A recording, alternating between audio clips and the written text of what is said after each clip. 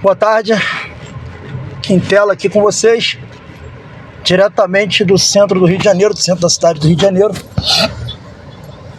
Estou aqui na altura da região da Presidente Vargas, estou a caminho da minha casa, né, caminho de São Gonçalo. Em alguns minutos eu vou estar pegando a ponte Rio-Niterói. E como o caminho é longo, como eu devo ficar bastante tempo aqui no trânsito, eu resolvi fazer esse vídeo aqui e poder conversar um pouco com vocês, né? Eu resenho de qualquer lugar, que eu adoro fazer. Então, talvez seja um dos vídeos que eu mais gosto de fazer, esse tipo de vídeo aqui. E repercutindo ainda aqui, né, a derrota vexaminosa do Fluminense. Uma derrota que não foi só uma derrota no campo esportivo, né? O Fluminense perdeu no campo de uma forma vergonhosa, que poderia ter sido muito pior. O placar não diz o que foi o jogo. E não me venham com esse papo de que o Fluminense mereceu empate por causa do segundo tempo. Meu amigo, o que o Fluminense fez no primeiro tempo era para ter saído só no primeiro tempo com 5-0 para o Flamengo, tá? E acabou não acontecendo, por sorte, essa goleada. O que Fla-Flu é assim: se você não mata, você tem riscos, você corre riscos, e o Flamengo correu risco. O Flamengo fez o que o Fluminense fez um tempo atrás, quando teve a chance de golear o Flamengo. Eu não me lembro, foi um jogo que estava 2-0, não lembro direito, terminou 2-1, agora não estou lembrando de cabeça. Que o Fluminense também teve a chance de golear o Flamengo e não goleou, porque estava administrando 2-0. O Flamengo cometeu o mesmo erro e poderia ter sido fatal, tá? Porque Fla-Flu tem isso.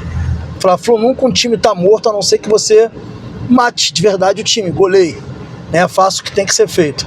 E o Flamengo tinha a opção de golear e não goleou o Fluminense, talvez, não sei se por pena, mas não goleou o Fluminense no primeiro tempo e poderia ter se complicado. Mas assim, a derrota, ela não foi uma derrota esportiva, só como a gente falou aqui, uma derrota no campo. Ela foi uma derrota institucional vexaminosa. E uma derrota institucional que causa no Fluminense uma cicatriz histórica, uma cicatriz para a vida inteira. A derrota do Fluminense para o Flamengo, a derrota institucional, ela deixa na história do Fluminense uma das maiores máculas de todos os tempos. Só perdendo, para minha opinião, para o Champagne, que foi um negócio inacreditável realmente. Mas assim, sobre isso, falaram muito sobre isso já, né? A gente está com um vídeo aqui no canal reagindo aos influenciadores, né, após a derrota. A gente tem feito vídeos com esse tipo de conteúdo, que eu sei que vocês gostam. E os amigos, né, que a gente reagiu, o André, o Sentimento Tricolor, o Vilela, meu amigo Vilela, o Zé Ilan, que é um cara que também que eu admiro muito. Toda essa galera, o meu amigo Sérgio Moretti, toda essa galera, a gente reagiu, essa galera foi muito precisa, né, focando a crítica principalmente na diretoria do Fluminense, pela mácula que eles nos levaram, né, a ter, pela essa cicatriz histórica. Mas assim, cara, eu acho, tá, sendo bem honesto com vocês, que pese essas vergonhas protagonizadas pela diretoria do Fluminense, eu não acho que essas vergonhas protagonizadas pela diretoria do Fluminense foram determinantes para o resultado de campo, tá? Eu vou andar na contramão aí de todo mundo aí. Os caras têm sim que ser muito criticados, os caras têm sim que ser muito cobrados, os caras têm sim que ser esculachados, como eles estão sendo esculachados, mas eu acho que o que aconteceu no campo não necessariamente é resultado das ações da diretoria, né? Teve influência, de certa forma teve influência, né? Não vamos ter como dizer que não teve influência, mas que foi determinante, ou que foi preponderante para o resultado, aí eu não acho isso. Eu não acho que tenha sido preponderante para o resultado, tá? Isso é um ponto que eu queria deixar muito claro aqui, na minha opinião, é o que eu acho, né? E aí eu tô falando aqui como um cara que já jogou bola também, que tem que acha que essas coisas extra-campo não influenciam tanto dentro do campo, não influenciam tanto assim como parece, né? Deixar claro aqui que eu tô falando assim como alguém que acha que essas questões extra-campo não tem tanta influência dentro do jogo quanto parece, né? Eu acho isso. Isso é um ponto para mim meio que pacífico, sabe? Enfim, tô falando tudo isso por quê? E a gente vai entrar aqui no que realmente eu acho que foi determinante nesse jogo e tem sido determinante em outros jogos. Na minha opinião, a gente está chegando a um ponto em que não está sobrando nada do trabalho do Zubeldia. Simplesmente não está sobrando nada do trabalho do Zubeldia. Basicamente o que está acontecendo. A gente está chegando a esse ponto. O Zubeldia tem sido diretamente o responsável pelos resultados de campo do Fluminense. E na partida de ontem, ele chamou para ele a responsabilidade, nadando contra a maré e agindo contra tudo de óbvio que existe. Futebol, gente, ele mudou muito, realmente mudou muito. Mas tem coisas no futebol que não mudam. Por exemplo, você ter o melhor jogador em campo, e quando eu falo melhor jogador, é no cômputo geral. Parte técnica, parte física, parte tática. O jogador de melhor qualidade é o cara que consegue executar quase tudo com perfeição. É o cara que dificilmente vai ter viés de baixa. Dificilmente ele vai jogar uma partida ruim. Ele pode não brilhar tanto num jogo, mas ele vai estar sempre bem. Ele vai estar sempre ali disponível. É o caso do Lúcio Acosta, é o caso do Savarino. Nesse time atual do Fluminense, a gente só tem 4 jogadores, vamos ser justos. 4 jogadores que a gente sabe que todo jogo eles vão fazer partidas ou boas ou ótimas. Quem são esses 4 jogadores? O Fábio, o Martinelli, o Lúcio e o Savarino. Então jogadores com esse quilate, com essa estirpe, eles não jogam mal. Eles não jogam mal. Se ele jogar mal, vai ser um evento raro.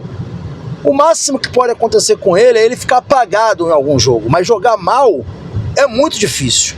Então esses 4 caras, eles fazem parte de um seleto grupo de jogadores do futebol mundial que conseguem manter o nível em quase todos os jogos. Então quando você tem 4 jogadores desse nível no seu time, é óbvio, isso não é uma questão de inteligência de porra nenhuma, isso é uma questão óbvia, que você tem que arrumar espaço para esses caras jogar. Esses caras não podem sair do time. Eles são jogadores que só podem sair se eles não estiverem se aguentando em campo. É óbvio isso. É óbvio isso.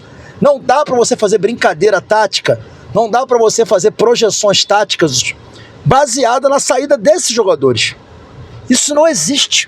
Qualquer treinador de futebol minimamente instruído sabe que não existe você tirar esses jogadores. Por que o Flamengo, a potência que é financeira, continua mantendo o Arrascaeta no time? Mesmo o Arrascaeta com a idade avançada, ele continua jogando num time que poderia já ter contratou o Paquetá, que poderia jogar na posição do Arrascaeta. Mas eles adaptaram o Paquetá de volante. Por que eles adaptaram o Paquetá de volante? Porque o Paquetá é um grande jogador e o Arrascaeta também é um grande jogador. Então eles querem os 2 grandes jogadores juntos. E quando eu falo grandes jogadores, são jogadores que eles estão ali o tempo todo. Você não vê o Arrascaeta jogar mal. O Arrascaeta pode ficar um jogo apagado, mas jogar mal ele não joga. E tendo o Paquetá, não é melhor você ter os 2 juntos? E não me venham com esse papo de que então tem que botar Lúcio e Ganso junto. Não tem, porque eu já falei isso, vou repetir 1 milhão de vezes. O Ganso não é um craque. O Ganso não é um jogador no nível do Arrascaeta. O Ganso não é um jogador no nível do Lúcio. O Ganso não é um jogador no nível do Savarino. Não é, e nunca foi, e nunca será. Vocês podem, a galera que ama o Ganso não consegue entender isso. Trata isso como amor platônico. Eu não tenho amor a jogador nenhum, eu tenho amor ao Fluminense. Eu quero que o cara, pelo Fluminense, que nem o Judas lá, o Judárias, o cara jogue todo jogo bem. Entregue todo jogo. É isso que eu quero do cara. Entende? De uma vez por todas. Então assim, logo se o cara não está em condição de jogar todo jogo bem, se ele não está em condição de fazer isso, cara, ele não serve. É simples assim. Então o que dá na cabeça do treinador? O que dá na cabeça do treinador? Ele remar contra a maré a ponto dele tirar um dos melhores jogadores do time, se não o melhor jogador do time, ou o mais regular, que pra mim ele é até mais regular que o Lúcio Acosta. O que leva o treinador a fazer um negócio desse? Pergunto a vocês. E comprometer o meio de campo dele. Para piorar a situação. O que leva um treinador com a saída do melhor jogador do time na obviedade de ter que colocar o segundo melhor jogador na posição, que não era nem para ter ficado no banco, colocar o Ganso em campo e matar o meio de campo do Fluminense. Deu pena de ver o Hércules e o Martinelli correndo pro Ganso, desesperados, pegavam a bola, não tinha referência, não tinha um meia. Cadê meu meia? Cadê meu jogador da ligação? Cadê o meu jogador da transição? Os caras não tinham referência. Meio de campo do Fluminense com um buraco do caralho. Então quem é o responsável por fazer isso? Quem é o responsável por cometer uma bizarrice tática nesse nível?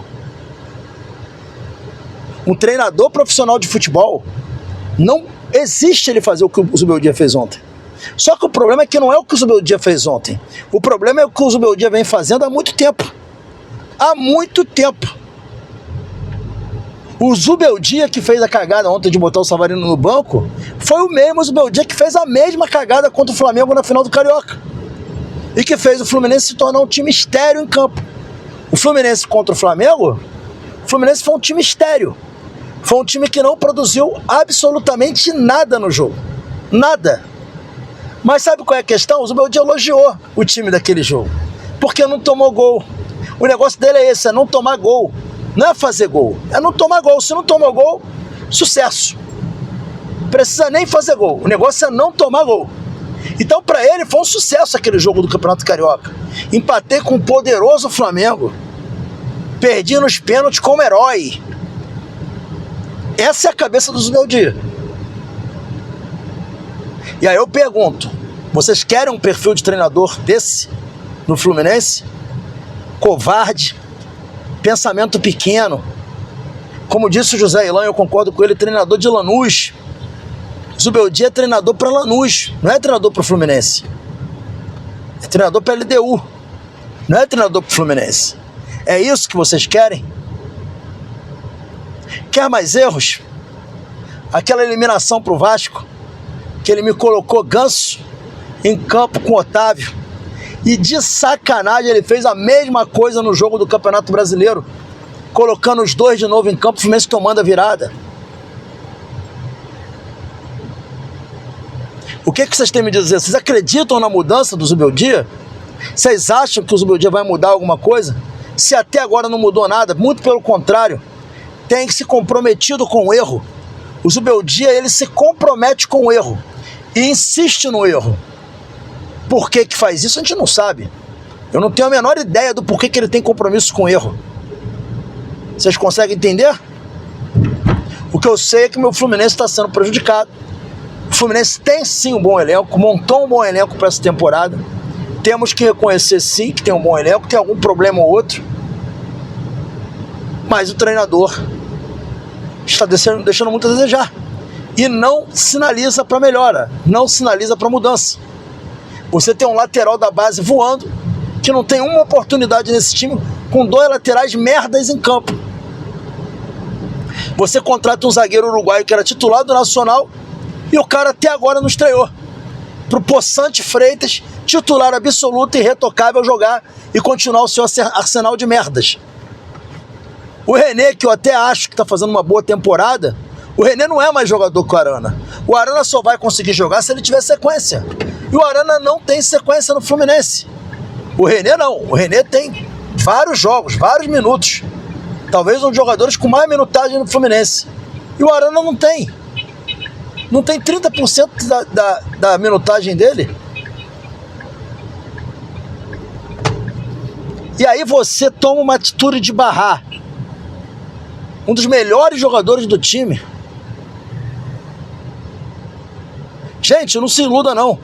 O Castilho entrou ontem, jogou bem, fez boa partida, ok. Mas o Castilho não é um jogador que vai manter regularidade. Vocês vão ficar puto. O Castilho vai jogar um jogo titular, vai jogar dois jogos mal. Aí o John Kennedy vai entrar faltando 5 minutos a fazer gol. Vocês vão voltar e falar, não, o John Kennedy é melhor, o John Kennedy tem que ser titular. Aí o John Kennedy joga o jogo inteiro, joga mal pra caralho, e vocês voltam e falam, não. Mas o Castilho é melhor, o Castilho tem que ser titular. A solução vai estar sempre no banco, quando for Castilho e John Kennedy. Porque não são jogadores de alto nível. não são jogadores que mantêm regularidade. Então vocês vão ter esse problema. Vocês vão ter esse problema no ataque, vocês vão ter esse problema na meia direita com Canóbio, vocês vão ter esse problema com Serna, vocês vão ter esse problema provavelmente até com Hércules, que vem bem, mas vai ter partida que ele vai jogar mal. Vocês estão vendo isso agora com o James, que está começando a jogar muito mal. Vocês veem isso com os laterais direitos nossos. Mas você não vê isso com o Lúcio, você não vê isso com o Fábio, você não vê isso com o Martinelli, você não vê isso com o Savarino. A nossa espinha dorsal. Mas o nosso técnico fez questão de barrar, de quebrar a nossa espinha dorsal, que já estava combalida com a saída do Lúcio Acosta.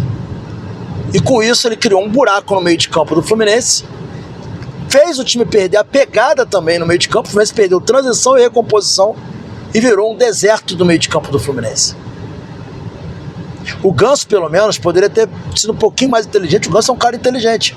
Ele sabe que ele não consegue fazer essa função que o Zubeldia quer. O que ele deveria ter feito? Conversado com o Zubeldia: professor, vamos mudar para o 4-3-3? Deixa eu jogar de volante, porque eu vindo de trás com a bola eu posso ajudar mais? Não. Ficou lá como falso camisa 10, que é falso mesmo. Não participa do jogo, não dá opção, não ataca espaço, não carrega a bola. 16% de passe vertical. 16% de passe vertical. Você sabe qual é a média do Lúcio de passe vertical? 36% a 39%. E aí? O que vocês têm a dizer sobre isso? Então, assim, pra mim, eu sempre falo o seguinte: o treinador, para eu perder a esperança no treinador e pedir pro treinador sair, para mandar embora, pra mim, para eu chegar a esse ponto, eu não posso ter mais fé na melhora. Eu tenho que ter a consciência de que não tem mais espaço para melhora. E o Zubeldia bateu no teto. É um treinador que não tem mais espaço para melhora.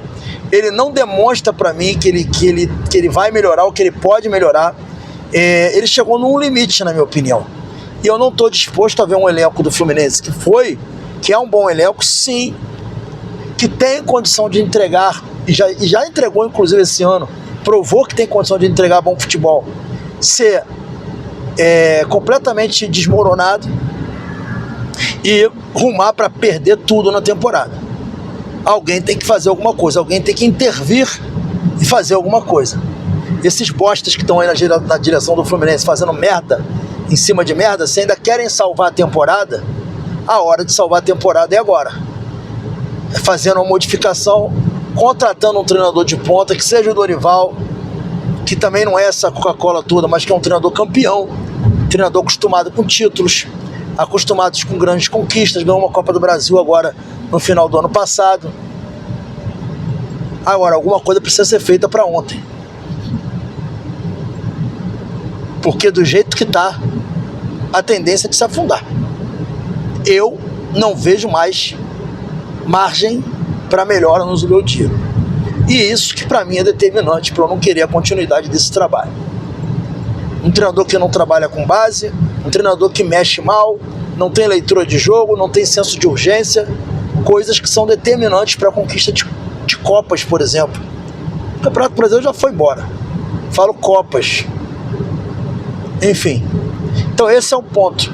Não é que o que aconteceu no extracampo não tenha sido determinante, ou não tenha sido relevante para a atuação do time em campo.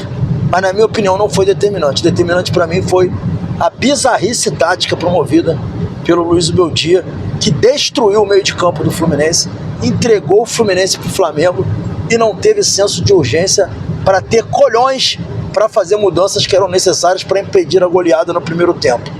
Por sorte, por Deus, sei lá, por João de Deus, por alguma coisa, o Flamengo não fez os gols que teve para fazer no primeiro tempo e a gente conseguiu pelo menos ir para o segundo tempo vivo. Então que fique aqui minha manifestação de repúdio, né, a essa diretoria e também a essa atuação, a esse trabalho pífio do senhor Luiz Zubeldia à frente do Fluminense. Para mim já deu, é fora Zubeldia. Saudações tricolores. Comentem aí o que vocês acharam aí, qual a opinião de vocês a respeito desse acontecimento do fim de semana. Valeu!